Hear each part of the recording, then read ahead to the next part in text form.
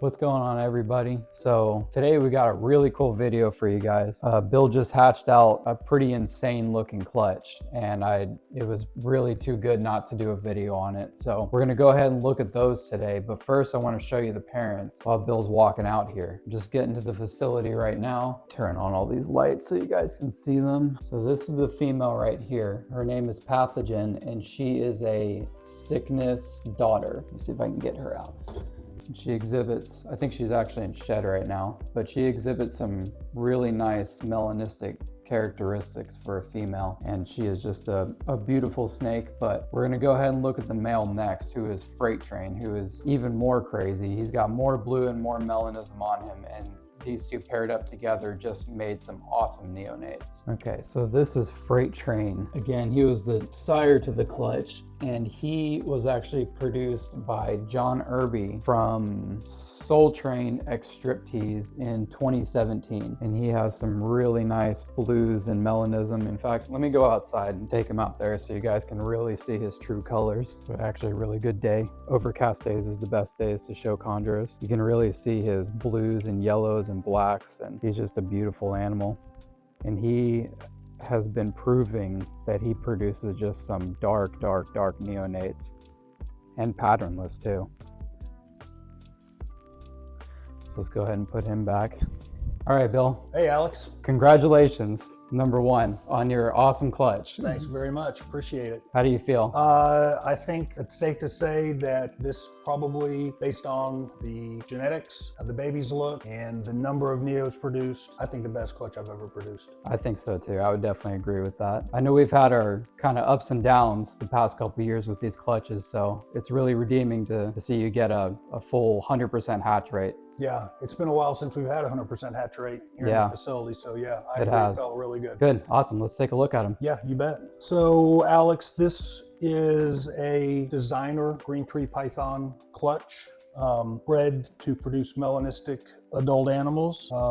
Both the parents from this clutch came from highly melanistic lineages on both sides of the family. The male was Freight Train, who was produced by my friend John Irby, and the female of this clutch is a female named Pathogen, who I produced 5 years ago. She is a direct offspring of the Sickness, who, as you know, was one of the most prolific melanistic green tree pythons ever produced. Yeah. So we're gonna take a look at this clutch, and needless to say, the results of that pairing did not disappoint. No, they definitely didn't. We've definitely been looking at these for a couple days now, and they're amazing, really.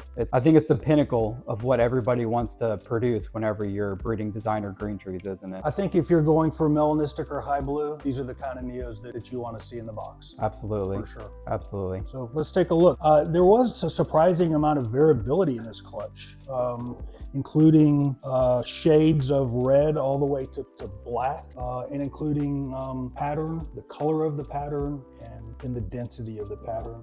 This one right here knows he's special, doesn't he?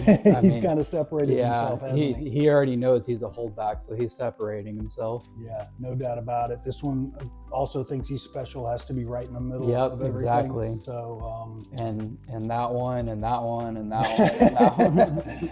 Yeah, just still blown away by the phenotype, these individual neos, the hatch rate that's just insane, 14 out of 14. Absolutely. So what kind of characteristics are you expecting from a clutch like this? I know you can't pick out a neo and say that one's gonna go high black or high blue, but what phenotypes are you expecting from these neos? Well, tradition tells us, or at least it's commonly thought, that the darker, more reduced pattern neonates are the ones that are more likely to go on and exhibit extreme phenotypes, whether it be high blue or high black. But what I've seen over the last few years is having me kind of rethink that a little bit, because so many of the animals that I have not held back and have released have gone on to become the nicest, most extreme animals. Right. So, I'm beginning to kind of second guess that theory of the darker the better and the lightly patterned the better from what we have seen in the last few years.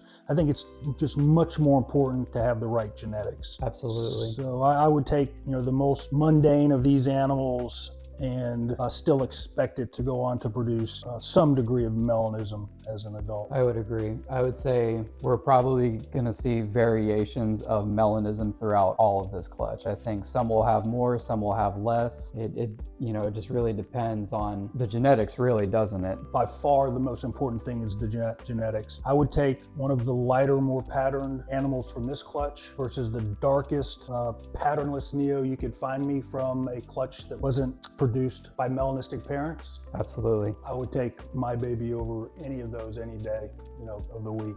Awesome. Well, I'll tell you what, I know we're going to set up a few in this video as well. Can we take a look at your favorite freight train baby before we do that? So that, well, not baby, you're one of your holdbacks from years past. Yeah. So that we can kind of see or get somewhat of an idea of what these babies might look like. Yeah, for sure. Awesome. All right, Bill, who you got there? So Alex, this is an animal that's about 2 years old now, and this is an animal that was sired by Freight Train, who sired the clutch that we just looked at. And the dam to this is an animal called Pink, and this is a pretty classic.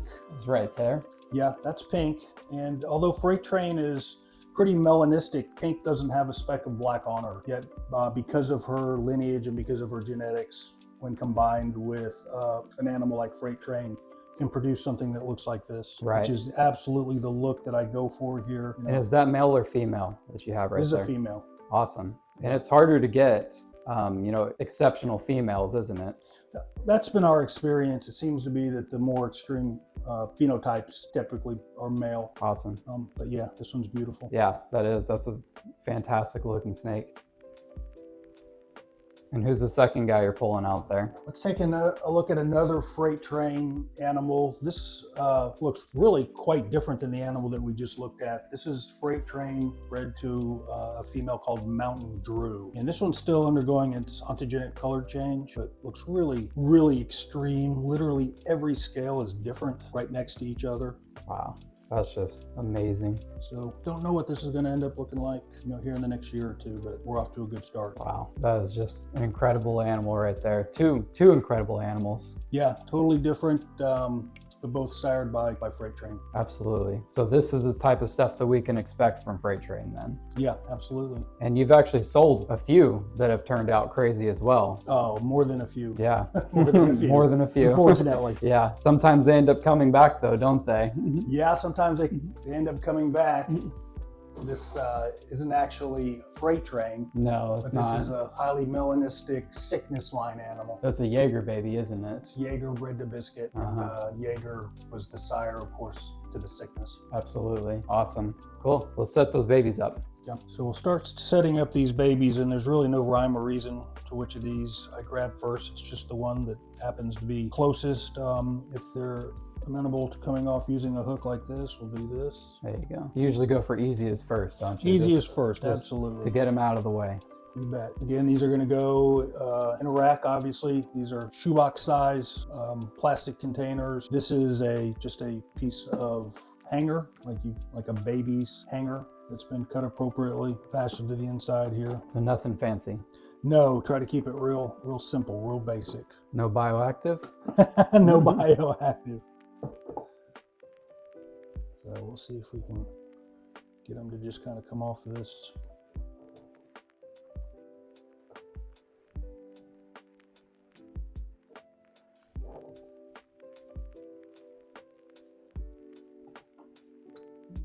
And just patience, being gentle is the key with these things.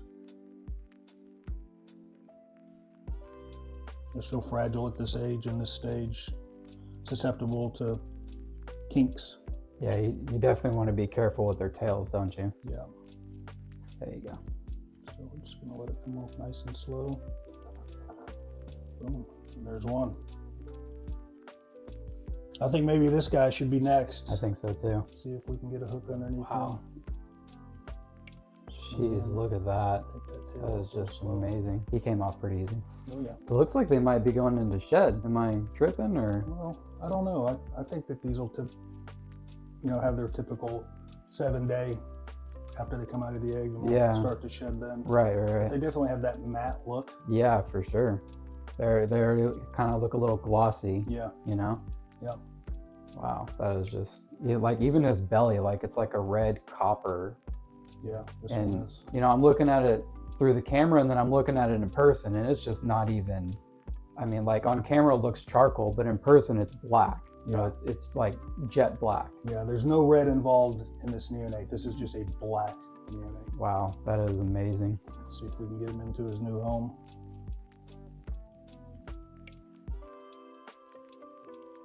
All right, Cool. there we go. We will obviously take our time with the other 12 of these, getting them set up, and give them a week to shed and then start feeding trials. All right, sounds good. We're gonna wood. Yeah, exactly. Get locked in. Get locked in. All right, guys, that's gonna do it for this video. Make sure to comment, like, subscribe, do all the things you usually do, and I'll see you in the next one. Peace.